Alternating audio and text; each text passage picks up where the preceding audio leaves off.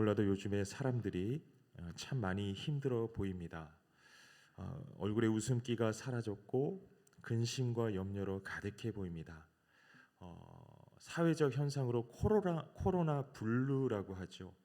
염려, 불안, 스트레스로 인한 일종의 마음의 병에 시달리는 사람들이 참 많이 있다고 합니다.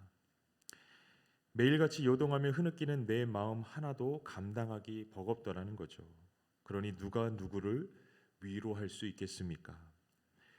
뉴스를 통하여 너무나도 끔찍하고 가슴을 쓸어내리게 하는 사건들이 연일 보도되고 있지 않습니까? 무서운 전쟁에 관한 소식들은 계속적으로 들려오고 생각지도 못했던 비극적인 참사들, 셀 수 없는 어떤 사건들, 사고들, 정말이지 오늘날에 우리가 처해 있는 이 시대의 상황의 어떤 심각성을 느끼지 않을 수 없습니다. 그 와중에 사람들은 분노합니다. 정치, 경제, 사회 이슈 등 모든 영역에 있어서의 어떤 답답한 상황들, 불확실한 상황들, 불안한 상황들에 대해서 한편 어떤 부조리함들에 대해서 사람들이 분노하죠. 그 분노가 또 다른 비극을 낳더라는 것입니다. 여러분 인터넷을 뒤적여 보면 싸늘한 비방과 냉소, 비난의 말들이 가득하지 않습니까? 절망의 언어들이 넘쳐나지 않습니까? 어떻게 보면 이것이 더 큰 문제입니다. 잔인한 칼과 같은 혀끝에서 흘러나오는 그 악한 언어가 인생을 깊은 스올 가운데로, 깊은 음보 가운데로 끌어당기고 있다는 것이죠. 여러분 위로가 필요합니다. 12월이 되면 올해 12월이 되면서 유독 매서운 칼바람이 우리의 볼깃을 때리지 않습니까? 여러분 요즘에 새벽에 기도하러 나오시는 거 참 힘드시죠? 지금 우리들에겐 봄볕 같은 위로가 필요합니다. 어느 집사님이 말씀하시더라고요. 봄볕과 같은 햇살의 따사로움이 가득한 교회를 꿈꾸고 있다고. 그만큼 힘들고 어려운 시기를 지나고 있습니다. 날마다 흐느끼며 요동할 수밖에 없는 시련의 터널을 지나고 있습니다.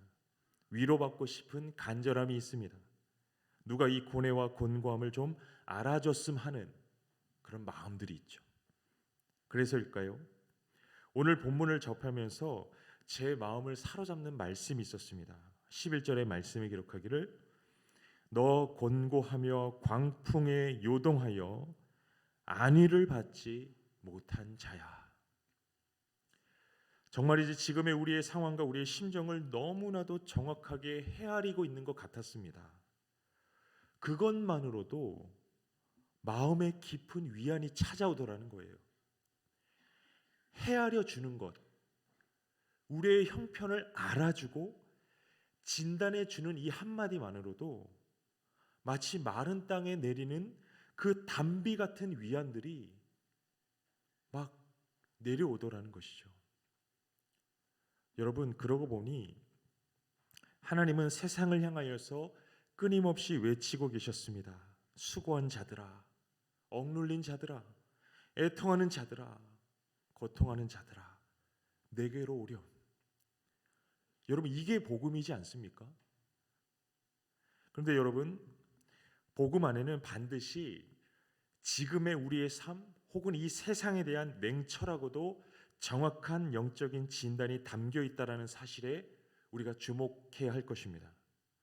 여러분 복음은 무엇보다 가장 먼저 우리의 인생을 진단한다는 겁니다.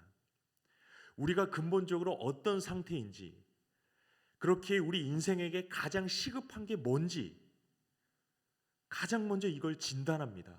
복음이요.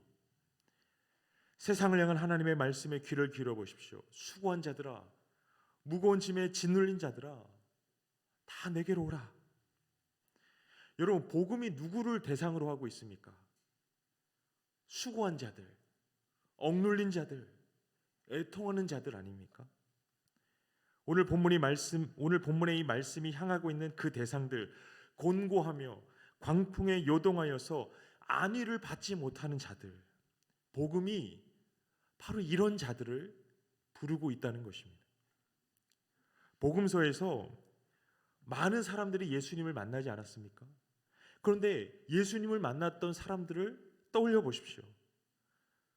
소경도 있었고 절름발이도 있었고 병든 자들, 소외받는 자들. 어떤 소경들은 외치기를 우리를 불쌍히 여기소서라고 간구했습니다. 고난에 처한 자, 곤란한 자, 그 시련의 쓰라린 깊은 터널을 지나고 있는 자들에게, 그들에게는 여러분 마음의 가난함이 있더라는 거죠. 하나같이 진실한 위로와 긍휼로서만 채워질 수 있는 그 마음의 가난함이 한 구석에 자리 잡고 있다는 겁니다. 여러분, 지금 세상은 말 그대로 영적 공황 상태에 빠져 있습니다. 누구도 대신해 줄 수 없는 처절한 그 싸움 속에서 너나 할 것 없이 누구나가 그 위태로운 상황 가운데 직면해 있다라는 거죠. 그런 세상을 향하여서, 인생들을 향하여서 하나님께서 말씀을 건네십니다. 너 곤고하며 광풍에 요동하여서 안위를 받지 못하는 자야. 이 말씀이 우리에게 주는 안도가 있습니다. 뭡니까? 하나님은 아시는구나. 하나님은 알고 계셨구나. 이겁니다.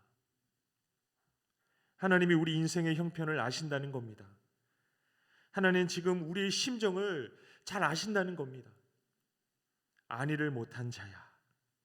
지금 우리 자신들이 어떤 심정으로 살아가고 있는지, 어떤 심정으로 보이지 않는 곳에서 흐느끼고 있는지, 가슴을 졸이며 가슴을 찢고 있는지 사람은 모르지만 여러분, 하나님은 다 알고 계시다는 거예요. 여기서부터 시작입니다. 하나님이 우리의 처지와 형편을 아신다는 사실에서부터 소망이 시작되는 겁니다. 오늘 이사야 본문의 말씀에 1차 수신자들은 그 당대의 유다 백성들입니다. 우리가 알고 있듯이 이사야 선지자는 유다 백성들을 향한 하나님의 말씀을 대언한 사역을 감당했죠. 불행하게도 하나님께서 이사야 선지자를 통하여 말씀하시던 그 시대의 그 유다의 백성들은 영적으로 엉망진창이었습니다. 들쑥날쑥이었습니다.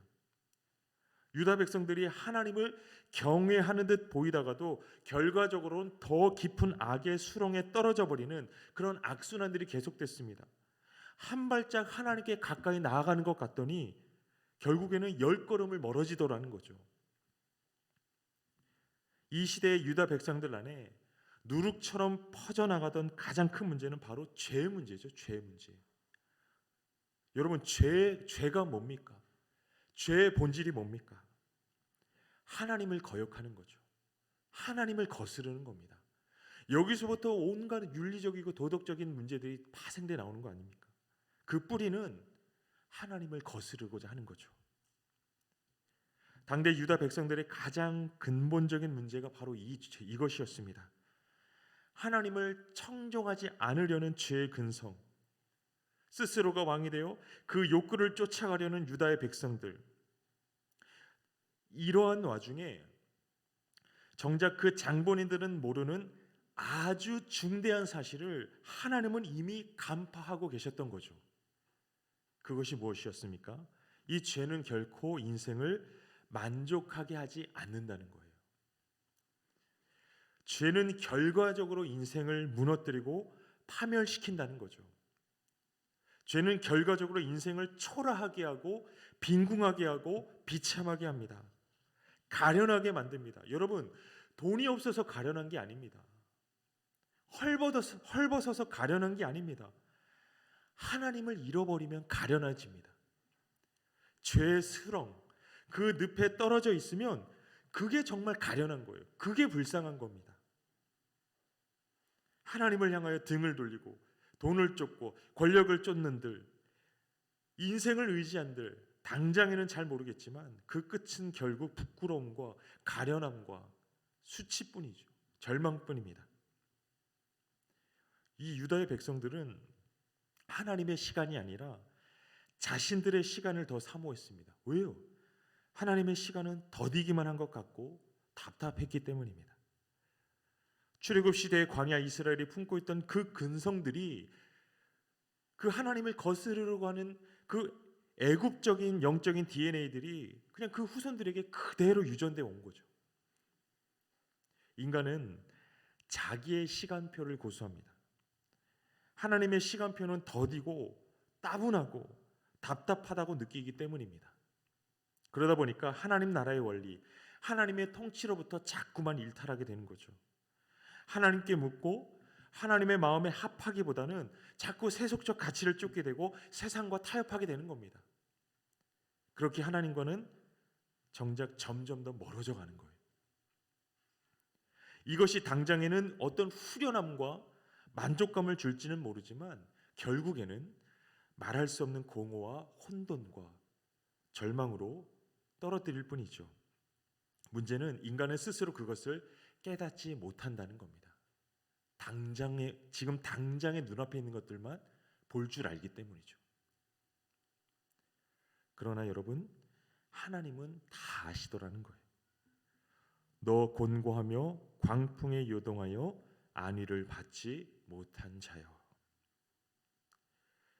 하나님으로부터 일탈해버린 그 인생의 형편을 인생은 모르지만 하나님은 이미 알고 계십니다.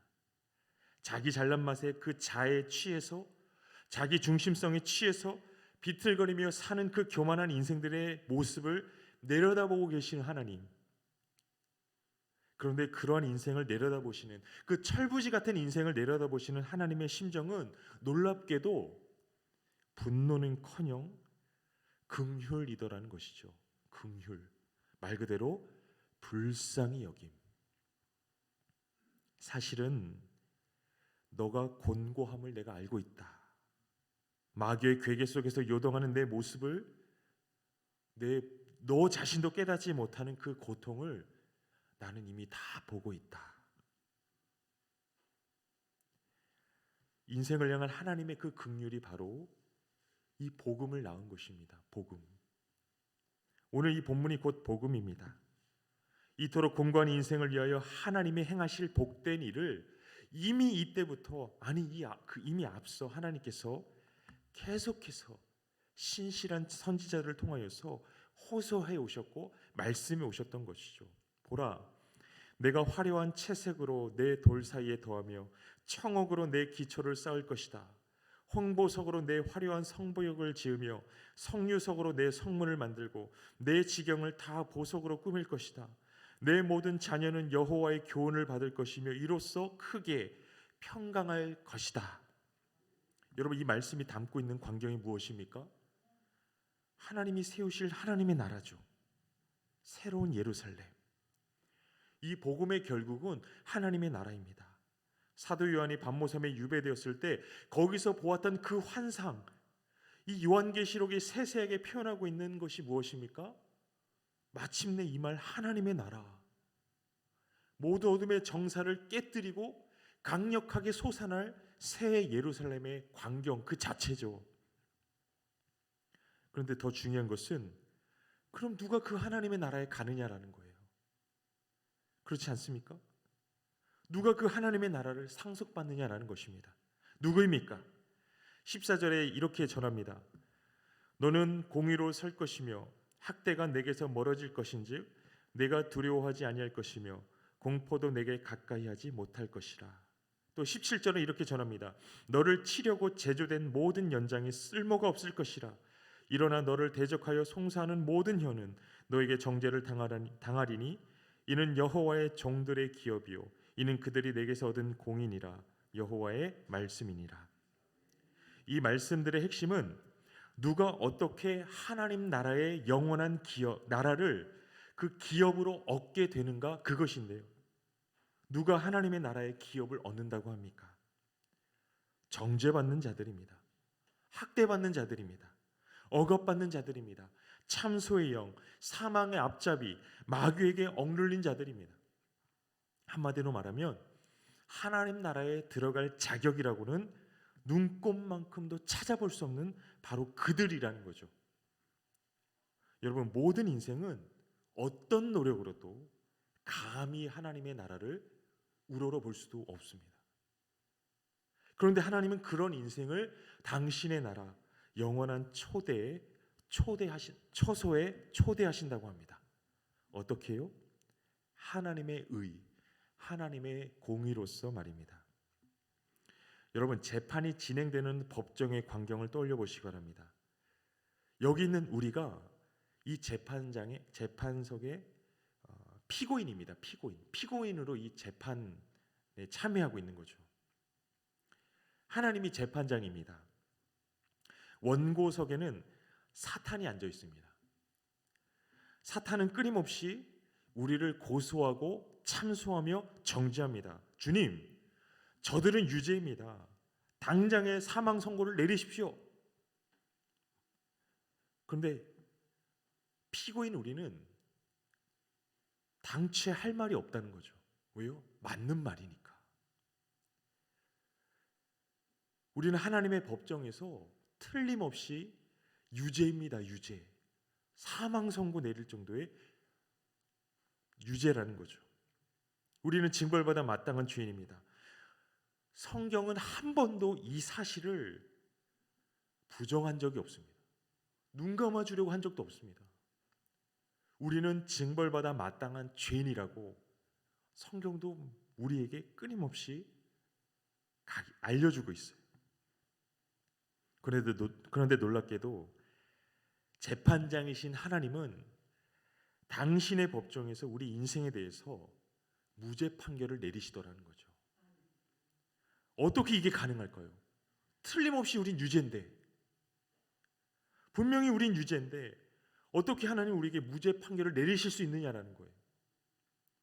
이사야 53장 10절은 이렇게 전합니다. 여호와께서 그에게 상함을 받게 하시기를 원하사 질고를 당하게 하셨은즉 그의 영혼을 속건 제물로 드리기에 이르면 그가 씨를 보게 되며 그의 날은 길 것이요 또 그의 손으로 여호와께서 기뻐하시는 뜻을 성취하리로다. 여기서 가장 중요한 단어가 속건 제물이라는 단어입니다. 속건 제물이 뭡니까? 대속의 제물이죠. 대속. 일종의 죄의 값입니다.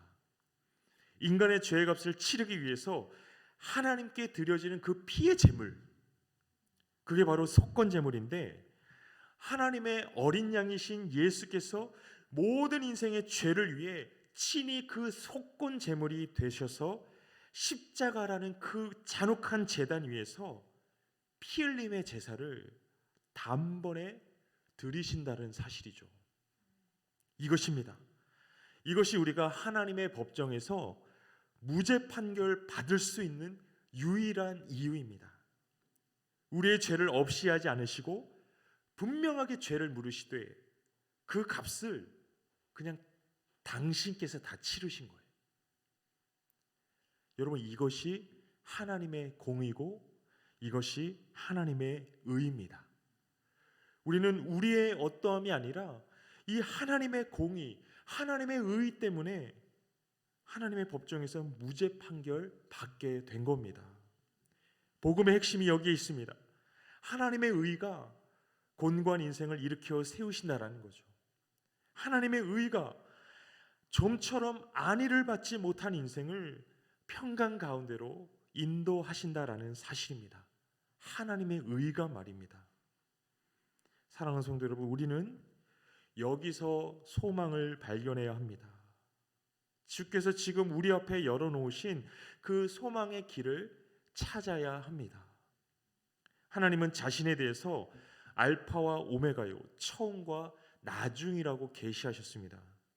여러분, 이 세상의 의식대로라면 내가 알파가 되면 하나님은 오메가가 된다고 하지 않습니까? 다시 말해서 내가 뭔가 굳게 마음 먹고 결단해서 시작하면 결국에 천국 가게 되어 있다는 거예요. 여러분, 이거는 너무나도 복음적이지 않은 아주 위험한 생각입니다. 하나님이 명확하게 말씀하셨죠. 하나님 자신이 처음이고 하나님 자신이 나중이라고. 다시 말해서 오직 여호와로 말미암아 우리가 거듭나게 됩니다. 그리고 거듭난 영적 유아와 같던 우리가 말씀이신 그리스도와 성령의 역사 속에서 점점 더 하나님의 나라의 의젓한 상속자로 장성해 가는 거죠. 더디던 빠르던 속도는 중요하지 않습니다. 우리가 이 세상의 여정을 살아가는 내내 조금씩 하나님 나라를 상속받기에 성숙한 자로 장성해 가는 것입니다. 이 모든 일을 처음부터 나중까지 주도하시는 이가 바로 여호와 하나님, 알파와 오메가이신 하나님입니다. 대표적인 예수 그리스도 예언인 이사야 53장 11절은 이렇게 전하죠. 그가 자기 영혼에 수고한 것을 보고 만족하게 여길 것이라. 나의 의로운 종이 자기 지식으로 많은 사람을 의롭게 하며 또 그들의 죄악을 친히 담당하리로다. 자기 영혼에 수고한 것을 보고 예수님께서 만족하신다라고 합니다. 이게 지금 하나님 보좌 우편에 앉아 계신 예수님의 모습이지 않을까요? 쓰라린 그 십자가의 고통을 겪으셨는데 도리어 그 결실들을 보고 예수님은 억울해하기는커녕 분노하시기는커녕 흐뭇하게 미소 지으며 만족해하고 계시다라고 하죠. 여러분, 이것이 하나님의 의입니다. 말씀이 육신되어 이 땅에 오신 예수 그리스도의 수고, 그분이 짊어지신 십자가, 이게 하나님의 의입니다. 그리고 우리는 오직 그리스도의 그 수고하심, 하나님의 의로서 하나님 나라를 누가 뭐라 해도 담대하게 꿈꾸며 소망하며 그것을 향하여서 함께 다름질할 수 있다라는 거죠. 지금과 같은 절망의 상황 속에서도 말입니다. 시편 32편 1절은 이렇게 선포합니다. 허물의 사함을 받고 자신의 죄가 가려진 자는 복이 있도다. 이게 하나님이 우리에게 주시는 복이지 않을까요? 그리스도 예수의 수고가, 그분의 십자가의 은혜가, 그분의 대속의 피가 우리의 말라버린 삶에 흐를 때 곤고하며 광풍에 요동하여 안위를 받지 못하던 우리의 인생은 지금껏 세상에 줄 수도 없고 알 수도 없는 평강, 샬롬에 잠기게 될 것입니다. 비록 지금 내 의식과 감정과 정서는 혼돈과 괴로움과 두려움과 낙심이라고 하여도 여러분, 영의 눈을 뜨시기 바랍니다. 지금 우리를 에워싸고 있는 형편들이 아니라, 그 상황들이 아니라 말씀이라는 나침판을 통하여서 하나님이 우리를 이끄시는 바, 그 은혜의 여정들을 바라보시기를 바랍니다. 오직 그리스도의 수고로, 하나님의 의로 영원히 쇠하지 않는 영광의 나라로 향하고 있음을 여러분 확신하시기를 바랍니다. 여러분, 하나님의 말씀입니다. 인간의 말이 아닙니다. 하나님의 말씀입니다. 예레미야 29장 11절 말씀에 기록하기를 여호와의 말씀이라. 너희를 향한 나의 생각을 내가 아나니 평안이요 재앙이 아니니라. 너희에게 미래와 희망을 주는 것이니라. 하나님이 우리에게 평강을 선언하고 계십니다. 화해와 용서를 전하고 계십니다. 피와 땀을 흘리셨던 당신의 수고로, 당신의 의로움으로 곤고하며 광풍에 요동하여 안위를 받지 못하던 우리 인생에게 새로운 삶의 소망과 위로를 외치고 계십니다. 우리가 우리의 영적인 청각을 열어서, 우리의 영의 눈을 열어서 이 소망의 말씀을 듣기를 원합니다. 이 소망의 말씀을 보기를 원합니다. 가난한 심령, 애통하는 심령, 곤고한 자여 여호와의 말씀을 들으라. 푸른 마르고 꽃은 시드나 우리 하나님의 말씀은 영영이 서리라. 말씀 붙들고 일어나시기를 예수님의 이름으로 축복합니다.